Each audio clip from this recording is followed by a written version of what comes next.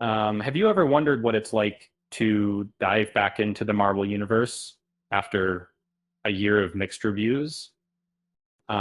Before we embark on this journey, a gentle reminder, please subscribe to the channel and give that like button a tap.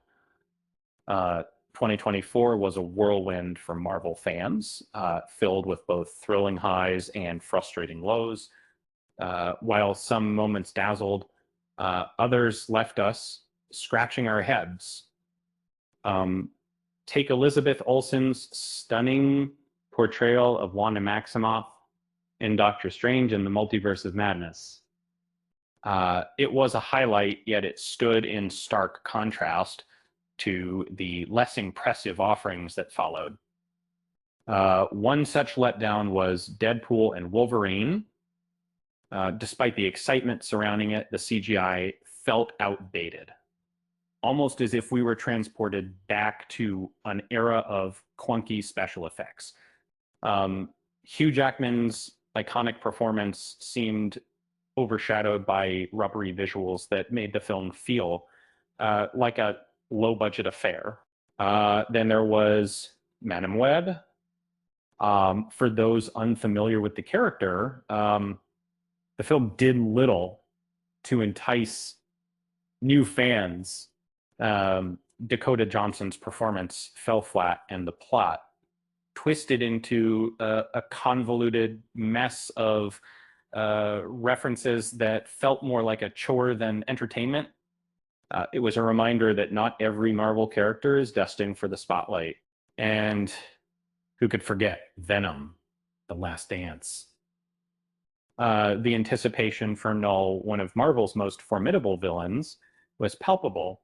However, his brief appearance barely scratched the surface of his potential inside. It was like ordering a pizza and getting just the crust. So disappointing. And as the year progressed, it became evident that 2024 was a challenging time for the Marvel Cinematic Universe. With fewer live action films and an emphasis on TV series, the excitement waned. The sole cinematic release, Deadpool and Wolverine, felt like a missed opportunity in a year that was otherwise quiet. The animated revival X-Men 97 aimed to capture the magic of its predecessor, but required a hefty amount of background knowledge for it was a nostalgic trip for longtime fans, yet newcomers might find themselves lost in the web of references seen. Deadpool and Wolverine initially dazzled with its cameos, but the charm faded upon rewatching. It became evident that the film relied heavily on shock value, leaving little substance once the surprises wore off.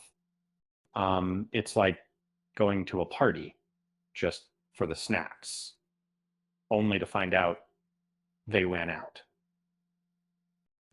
The conclusion of Sony's Spider-Man universe with Kraven the Hunter felt like a whimper rather than a bang.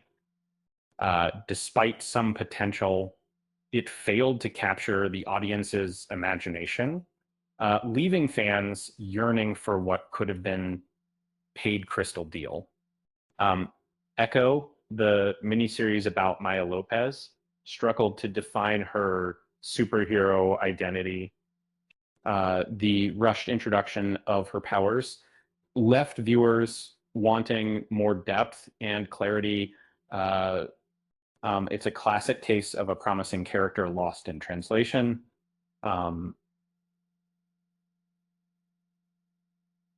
Agatha all along had its moments, but ultimately felt like filler. The pacing issues and unnecessary plot padding detracted from what could have been a focused exploration of Agatha's character. Sometimes less is more. And finally, Madam Web solidified its place as a low point for Marvel films. And